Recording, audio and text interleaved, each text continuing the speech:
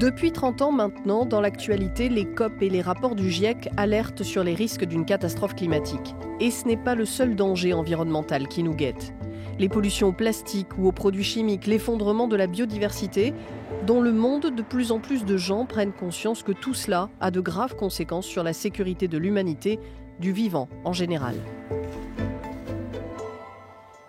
Bonjour à tous. Selon un récent sondage de l'Institut IFOP, 67% des Français se déclarent éco-anxieux et la moitié d'entre eux estiment que cela affecte leur santé mentale.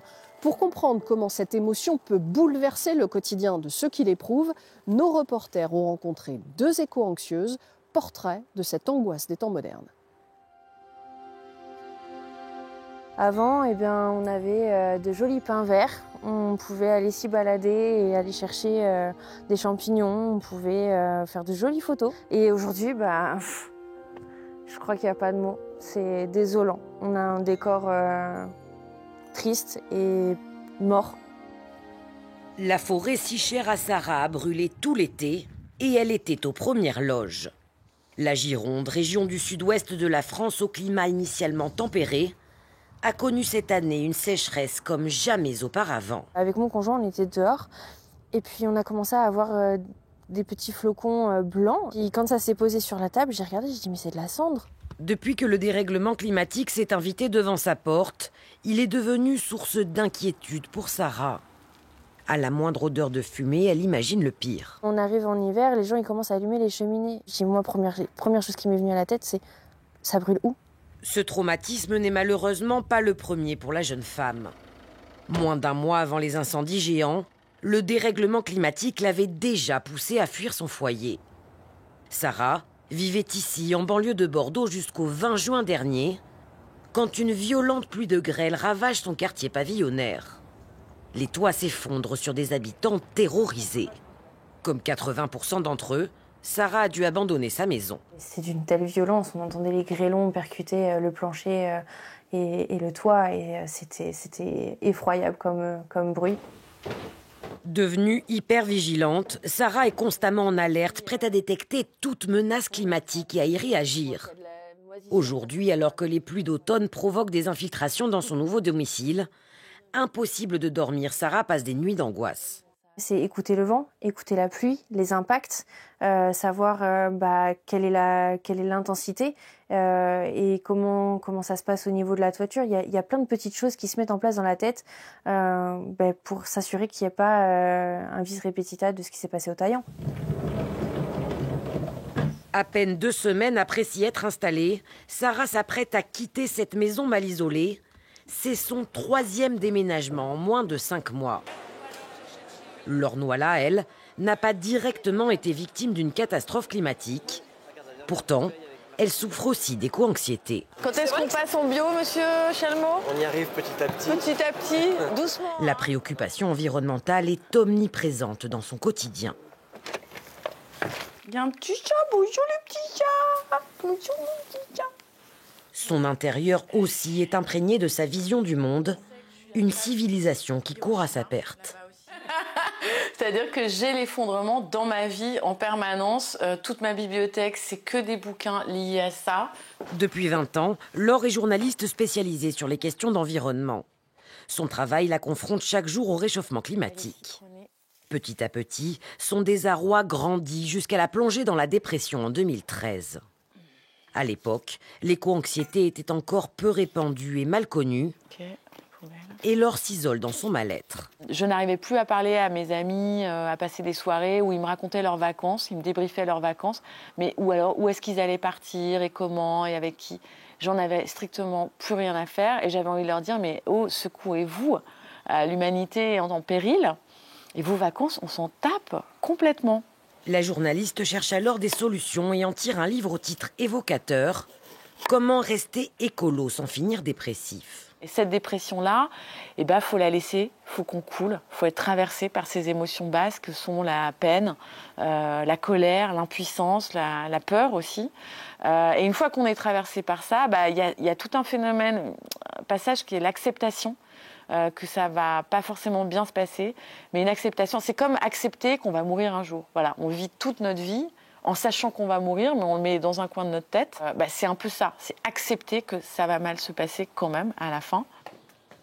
Laure a aussi trouvé une parade constructive à sa dépression, l'action collective. Non, mais je trouve qu'il y a plein de générations, c'est super. Désormais installée dans une petite ville de Bourgogne, l'ex-parisienne a monté une association. Au programme ce jour-là, une balade dépolluante. À plusieurs, ça permet un peu de dissiper la solitude qu'on a quand on est face à tous ces problèmes. Nos actions sont peut-être infimes, minimes, mais ce sont des anxiolytiques, des antidépresseurs parfaits par rapport à l'impuissance, typiquement. Yes. Agir ensemble pour ne plus subir, un remède efficace. Selon une étude américaine, s'engager dans l'action collective réduit le risque de dépression lié à l'éco-anxiété.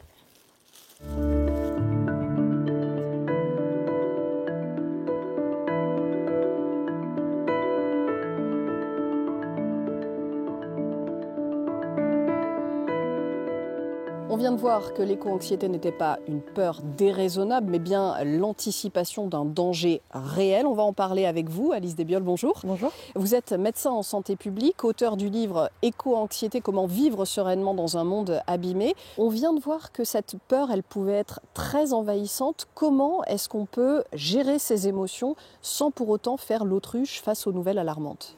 Effectivement, c'est tout l'enjeu, c'est toute la question de cet équilibre à trouver entre nos préoccupations et puis une certaine qualité de vie quand même. On peut constater qu'une certaine forme d'engagement, déjà un engagement individuel, un engagement parfois plus communautaire à l'échelle de son quartier, à l'échelle de l'école de ses enfants, peuvent être salutaires et bien sûr un engagement aussi beaucoup plus, on va dire, global, que ce soit à l'échelle politique ou à l'échelle d'associations, notamment de plaidoyer par exemple. Une autre manière aussi de faire face à l'éco-anxiété, c'est de ne pas trop se concentrer sur les constats qui peuvent être parfois anxiogènes. Donc c'est ne pas hésiter à se déconnecter, notamment de certaines informations, peut-être aussi des réseaux sociaux, pour se reconnecter à, par exemple, l'environnement, la nature, la beauté du monde. Ne pas hésiter à se promener aussi, tout simplement, en forêt. C'est quelque chose de très positif, à la fois pour la santé physique, pour la santé mentale, pour la santé sociale, et cela peut apaiser aussi cette éco-anxiété. Et enfin, une piste aussi, c'est de ne pas trop futuriser nos existences pour essayer de se recentrer aussi un petit peu sur le présent, qui est finalement le seul temps qui nous appartient vraiment. Est-ce que l'éco-anxiété dans nos sociétés peut être aujourd'hui considérée comme une épidémie ? Et comment les pouvoirs publics peuvent y faire face ? Alors la considérer comme une épidémie, ce serait la considérer comme une maladie, ce qui n'est pas le cas, puisque l'éco-anxiété, c'est un ensemble d'émotions, c'est un ensemble de préoccupations qui ne sont pas pathologiques. On a le droit d'être triste, on a le droit d'être en colère sans forcément être malade. Néanmoins, ce que l'on peut observer, et on a des baromètres que l'on fait chaque année qui nous montrent que, par exemple, le climat est le réchauffement climatique est la première préoccupation des Français. Ça, c'est un baromètre de l'IRSN qui est celui de 2022, retrouve ça notamment avec la santé. Ce sont les deux préoccupations des Français. Donc ça ne veut pas dire que les Français sont éco-anxieux, mais on sent bien que c'est en tout cas une préoccupation qui augmente. À partir de quel âge est-ce qu'on peut devenir éco-anxieux et est-ce que ce n'est pas dangereux pour la santé mentale des enfants, des adolescents de ressentir ces émotions très fortes ? Alors, il n'y a pas forcément d'âge pour l'éco-anxiété, mais elle va souvent prendre différentes formes et ce ne sont pas forcément les mêmes émotions qui vont être mobilisées au même âge. Par exemple, les enfants qui vont comprendre ou qui vont être touchés par, je ne sais pas, toutes les questions relatives par exemple aux animaux, vont avoir envie de savoir comment bien faire. Donc souvent, ça va être facile pour les enfants de les déployer vers quelque chose de positif en mettant en place des actions. Pour les adolescents qui sont dans une autre étape de leur construction où là, ils vont potentiellement, c'est d'ailleurs le propre de l'adolescence, remettre aussi en cause peut-être leurs parents, le monde dans lequel ils habitent. Il y a une désidéalisation. L'idéalisation de nos parents va potentiellement diminuer avec l'adolescence. Et donc on peut avoir peut-être plus de colère ou de ressentiment, un sentiment d'injustice aussi. Donc là encore une fois, tout l'enjeu va peut-être être de justement agir à leur côté. Est-ce que l'éco-anxiété est un phénomène récent ? Alors ce qui est récent, c'est qu'on la nomme, cette éco-anxiété. Mais les préoccupations de certaines personnes au regard de l'impact des activités humaines sur l'environnement, sur la fresque du vivant, sur la beauté du monde, c'est quelque chose qui existe depuis longtemps. On avait déjà dans les années 60-70 Rachel Carson qui avait écrit Printemps silencieux et qui avait même lancé le mouvement écologiste aux États-Unis. Et là, on est dans la forêt de Fontainebleau et on avait George Sand, cette écrivaine qui s'était déjà mobilisée pour défendre la forêt qui avait été menacée d'exploitation forestière disproportionnée. Donc si vous voulez, ce qui est nouveau, c'est finalement qu'on ait mis un mot sur ces mots-là. Mais ces préoccupations, cette inquiétude, ces états d'âme existent depuis très longtemps. Merci beaucoup Alice Desbioles. Merci à vous.